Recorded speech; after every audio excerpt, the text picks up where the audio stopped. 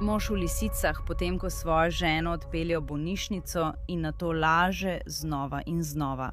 Ona je želela končati razmerje. Ta zveza zanjo ni delovala, to mu je povedala. Rekla mu je, da je patetičen in tega ni mogel prenesti.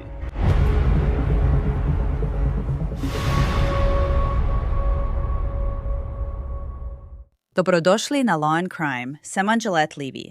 Primer, o katerem vam bom danes govorila, je resnično tragičen. Gre za žensko po imenu Christina Hampton. Bila je ljubeča mama trem fantom.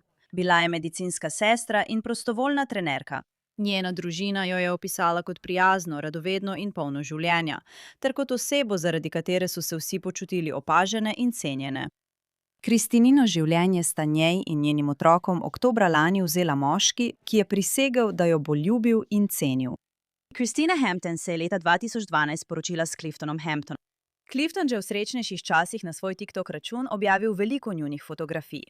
Kot sem omenila, je bila Christina priljubljena medicinska sestra, njen zakon s Cliftonom pa je bil njen drugi. Imela sta tudi sina, kar je pomenilo, da je bila Christina mama trem fantom. Christina in Clifton sta se nasmehnila na fotografiji, ki jo je Clifton označil kot prvi zmenek na svojem TikTok računu. Do oktobra 2025 so se stvari zagotovo spremenile. Christina je želela ločitev in hotela je oditi. Clifton je postal besen. Bilo je 2. oktobra 2025, ko se je Clifton Hampton pojavil v bolnišnici v okrožju Craig v Oklahomi, blizu Tulse, s Christininim telesom, zavitim v prevleko za vzmetnico. Christina je nosila samo majico in spodnje perilo, kar je pomembno dejstvo. Imela je poškodbe na vratu. Clifton je imel tudi praske na vratu. Iz izjave pod prisego o utemeljenem sumu je razvidno, da. V prvem pogovoru Cliftona z detektivi jim je povedal, da mu je Christina dan prej rekla, da si želi ločitve in da so se ti pogovori nadaljevali v večerne in zgodnje jutranje ure 2. oktobra. Detektivi so zapisali, da je Clifton izjavil, da sta s Christino opravila kratko vožnjo, da je ona izstopila iz vozila in odšla v drugo smer, nato pa jo je čez nekaj časa našel zrušeno in poškodovano ob cesti. Ti detektivi niso bili rojeni včeraj. Poleg tega pa Cliftonova zgodba ni imela nobenega smisla. Christino je pripeljal v bolnišnico zavito v prevleko za vzmetnico, oblečena pa je bila le v majico in spodnje perilo. Imela je poškodbe na vratu in druge poškodbe, ki so izgledale kot sledi vlečenja. Detektivka je tudi zapisala, da je Cliftonova povedala različico dogodkov, ki je vsebovala očitna nasprotja. Na primer, Cliftonova je izjavila, da je Christina odšla iz stanovanja peš, on pa se je odpeljal. Nato pa je povedala, da se je peljala z njim in se odločila izstopiti iz vozila na cesti. Cliftonova je uporabila aplikacijo Google Maps na mojem Apple iPhonu, ki mi ga je izdalo okrožje, da mi je pokazala, kje je našla njeno telo ob cesti. Na koncu je Clifton Hampton priznal detektivom. Tistega istega jutra so se odpeljali na vožnjo in med vožnjo jim je povedal, da je ubil Christino. Detektiv je zapisal: Clifton mi je povedal, da mi je prej lagal in da s Christino tistega jutra nista šla na vožnjo. Namesto tega sta bila po prepiru celo noč v posteli. In potem, ko mu je Christina rekla, da je patetičen in da se ona in njeni prijatelji norčujejo iz njega, je bil Clifton ponižan in jezen, ter je zadavil Christino, medtem ko je ležala v posteli.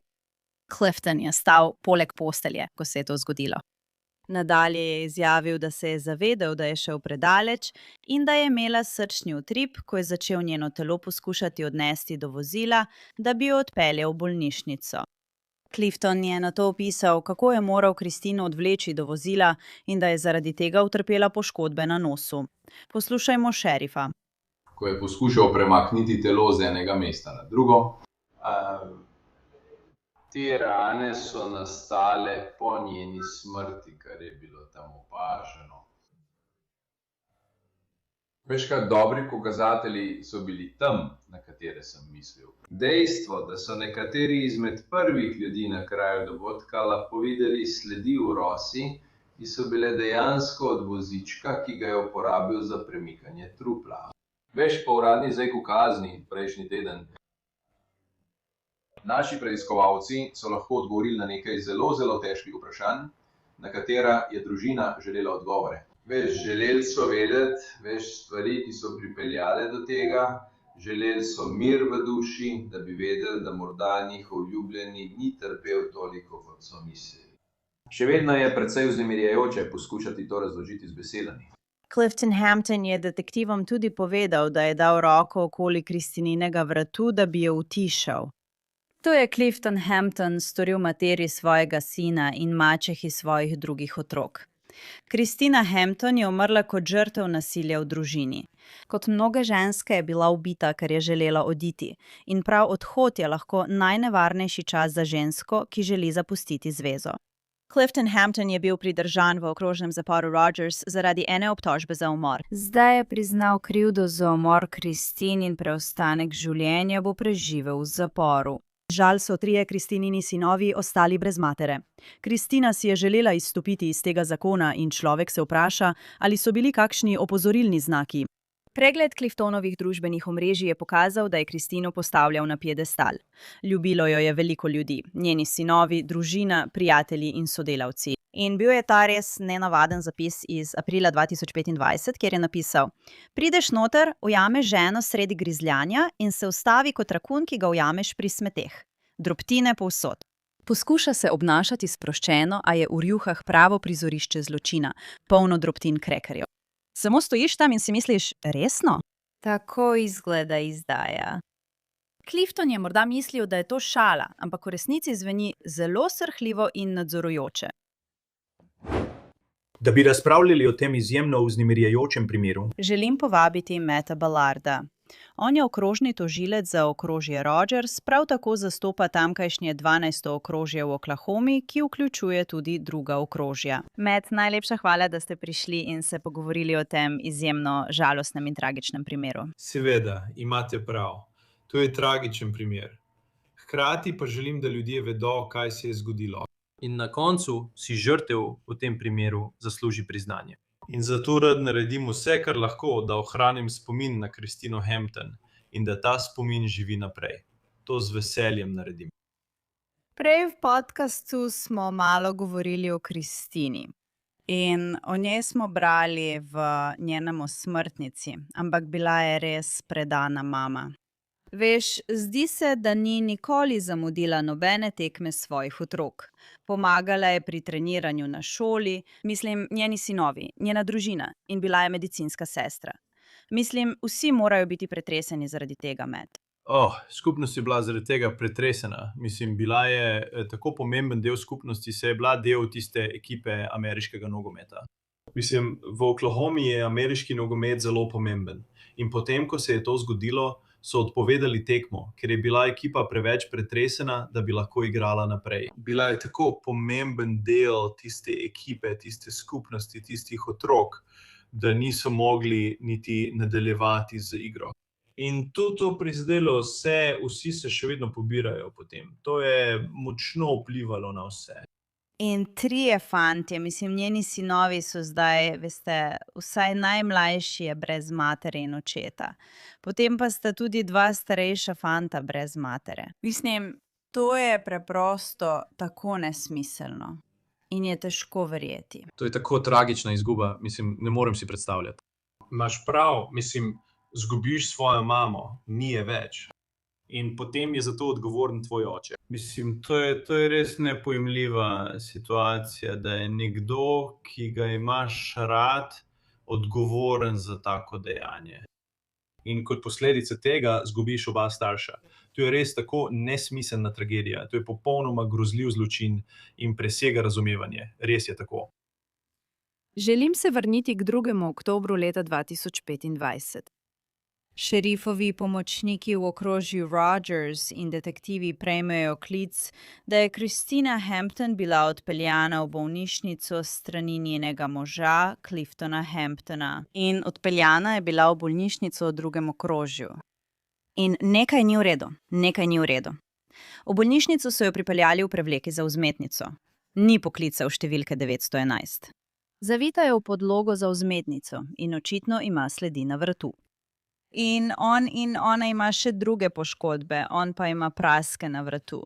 Tako da nadaljujte od tam, če želite. To očitno ni bilo to, kar je Clifton trdil, da je bilo. Kot na primer, da bi ona odtavala in bi jo on našel nezavestno. Ja, absolutno. Mislim, že od samega začetka se je njegova zgodba začela podirati. Ni imelo smisla in se ni ujemalo s fizičnimi dokazi. Odpeljali so jo v bolnišnico, imela je sledi na vratu. Mislim, jasno je, da je poskušal to prikriti. Morda je bila udeležena v prometni nesreči. Odšla je, morda jo je zadeval avtomobil. No, mislim, zdravniki niso neumni. Hitro so ugotovili, da njegova zgodba ne ustreza fizičnim dokazom. In tako so naredili popolnoma pravo stvar. Poklicali so policijo in policisti so se takoj odzvali. In začeli so delati to, kar znajo. Kar pomeni ugotoviti, kaj se je zgodilo, povedati zgodbo na podlagi dokazov. In začeli so raziskovati. In ko so to storili, se je njegova zgodba začela podirati. In to se je zgodilo precej hitro. Zdi se, da se je to zgodilo zelo hitro, ko je to pripovedoval. Povedala bom, to je nora zgodba, da sta šla na vožnjo, ona odide in on jo najde. To je absurdno. In potem govori o nekakšnem prerivanju, kot da razlaga svoje poškodbe zaradi prerivanja s starejšim sinom in tem psom Musom. In nihče se ne preriva s psom in sinom, ter dobi praske po vratu. To je očitno povezano s Kristino. Poskušala se je boriti za svoje življenje. Poskušala se je rešiti. Absolutno. Mislim, res je žalostno. In očitno, glede na njene poškodbe, je šlo tudi za presenetljiv napad. Mislim, tega ni pričakovala. Na podlagi dokazov, ki jih preiskovalci pregledujejo, menijo, da jo je verjetno napadel medtem, ko je spala in ni imela nobene možnosti. Mislim, res je šlo za tragičen splet okoliščin. Veš, bila je pripravljena nadaljevati svoje življenje. Menimo, da ga je to pahnilo čez rob. Ona je želela končati zvezo. Zanjo ni več delovala. To mu je tudi povedala. Rekla mu je, da je patetičen in tega ni mogel prenesti. Mislim, da je bilo to zanj verjetno ponižujoče. Ni nameraval pustiti, da bi ga zapustila na tak način. Zato je počakal, da je zaspala in jo napadel v spanju. In nekaj je preprosto patetičnega in napačnega v tem že od samega začetka. Preprosto gnusno je, da bi nekdo to storil osebi, ki bi jo moral imeti rad in jo ceniti. Ampak ne, Clifton Hampton ni bil takšen človek. In imamo srečo, da smo imeli organe pregona, ki so začeli raziskovati in postavljati prava vprašanja. In zdravniki, ki so ugotovili, da ima res poškodbe, zlomljen nos, imela je sledi, ki so bile videti kot sledi vlečenja. Imela je poškodbe po celem telesu, ki niso bile niti približno skladne s prometno nesrečo. Imeli smo srečo, da smo imeli zdravstvene strokovnjake in policiste, ki niso kar sprejeli prve zgodbe, ki jim je bila povedana. Poglobili so se in prišli do resnice. Veš, ta tip je očitno, res nek zguba. In on, vem, da si rekla, da je želela nadaljevati s svojim življenjem. In rekel je, da je ta razprava o ločitvi potekala že prejšnji dan. Yep. In se je nadaljevala v večerne ure in podobno. In očitno pravi, da je govorila s svojimi prijateljicami in vse so se strinjale, da je bil patetičen, ter so se norčevale iz njega. Veš, mislim, ali je bila ona tista, ki je skrbela za preživetje, ali je bila ona glavna hranilka v tem razmerju. Ali je ona nosila večino bremena v družini, tudi miselnega bremena, vse te stvari. Kaj se je dogajalo? Kaj si izvedela v njunem razmerju? Ja. Mislim, da vemo o Christini Hampton to, da je bila zagotovo ona, veš, ona je bila steber te družine. Mislim, bila je steber te skupnosti, bila je steber tega razmerja. Absolutno. Imela je zelo uspešno zdravniško kariero, celo na izreku kazni. Prišli so zdravniki, sodelavci, ki so bili del tega. Ampak tu pove, kakšna oseba je bila. Torej, absolutno, ona je bila glavni del tega razmerja. In ko je nameravala oditi, to zanj ni bilo sprejemljivo. Ni mogel dopustiti, da bi se to zgodilo. Mislim, da je to tisto, kar ga je pahnilo čez rob. Obstajajo nekateri njegovi stari TikToki in objave na Facebooku. To se mi zdi. Če pogledam nazaj, se zdi, kot da bi v njih zdaj lahko prepoznala znake nadzora. Shinoni nekako nalaga to breme, kot da je ona spremenila vse. In veš, morda se zdi zelo ljubeče, ampak hkrati ji vse to nalaga, kot da je ona tako zelo spremenila njegovo življenje in bila tako pomemben del njegovega življenja. Kot da če ona odide, se mu vse podre. Ja. Si se kaj naučila o dinamiki v njunem odnosu, potem ko se je to zgodilo? Si izvedela, za kakšne opozorilne znake, zaradi katerih je morda odhajala? Ja, mislim, to je ena izmed tistih stvari, z zamudo je vedno vse jasno. In žalostno pri tem je, da sta bila v tem odnosu dva človeka, eden pa je zdaj mrtev. In on je bil tisti, ki je to naredil. Tako da jo je utišal. Zato je težko iti nazaj in sestaviti, kaj se ji je pletlo po glavi. Ampak zagotovo, ko pogledaš nazaj, mislim, da je bil zelo nadzorovalen, ni dovolil, da bi ga zapustila in se je zavedal, da ne bo dobil nikogar boljšega od nje. In namesto, da bi to sprejel, namesto, da bi šel naprej, tega ni mogel dopustiti. Bil je preveč nadzorovalen, da bi to dovolil. In zato ga vidite, da se tako nasilno obnaša. Mislim, napadal jo je, ko je verjetno spala. Mislim, to je preprosto, veste, popolnoma nedopustno je, da bi nekdo to storil, ampak to pove, kakšen človek je on. In to tudi pove, kakšna je bila ona, da je bila nekdo, ki je bil bister, obetaven in čudovita oseba. Ampak je res žalostno, da je bilo življenje odvzeto na tak način. Ali so intervjuji z družino in prijatelji kdaj razkrili kaj o tem, kaj jim je povedala? Ste med preiskavo od njih izvedeli kaj takega, naprimer, da je Kristina želela oditi zaradi tega in tega? Ker včasih nasilje v družini ni vedno fizično. Obstaja tudi čustvena zloraba in vse vrste drugih stvari. Mislim, da nam nikoli ni uspelo natančno določiti razloga, kaj je bila tista kaplja čez rob. Tega nismo mogli ugotoviti. Ampak ugotovili smo, da je bil zelo nadzorovalen, da je ona želela oditi, z razmerjem je zaključila. Zavedla se je, da mora iz tega odnosa oditi in nadaljevati svoje življenje. In vsi so ugotovili, da ji on tega preprosto ne bo dovolil. Ne, mislim, da nihče ni sumil, da bi šel tako daleč. Ampak vsekakor je bil nekdo, ki je bil nadzorovalen in ji ni nameraval dovoliti, da odide. Res je zelo pretresljivo. Ti ubogi otroci, veste, ti trije fantje, njihova življenja nikoli ne bodo več enaka. In očitno je imela, kot ste omenili, velik vpliv na skupnost in tudi na svoje preživele družinske člane. Matt, imaš še kakšne zaključne misli? Vesel sem, da smo lahko dosegli vsaj nekaj pravice za Kristino in da njen spomin še vedno živi. Mislim, da je to grozljiv, nesmiseln zločin. Vesel sem, da bo verjetno preostanek svojega življenja preživel v zaporu. Točno tam mora biti, saj je storil popolnoma nesmiselno dejanje, kot je to. Mislim, preprosto dejstvo je, da na tem svetu ni ničesar, kar bi lahko odtehtalo to, kar se je zgodilo. Ampak lahko bi dosegli vsaj nekaj pravičnosti in zagotovili, da ne bo niti enega dne preostanka svojega življenja preživel na prostosti. In točno tam mora biti. Brez dvoma. In še ena stvar, ki jo želim omeniti, Mat, je, da to pogosto vidimo pri ženskah. Veš, najbolj nevaren čas za njih je, ko želijo oditi. In mislim, da ženske, ki to gledajo, veš, če je kaj pozitivnega, kar lahko iz tega izhaja, čeprav nisem prepričana, da je tega veliko, ampak če pomislim na ženske, ki to gledajo.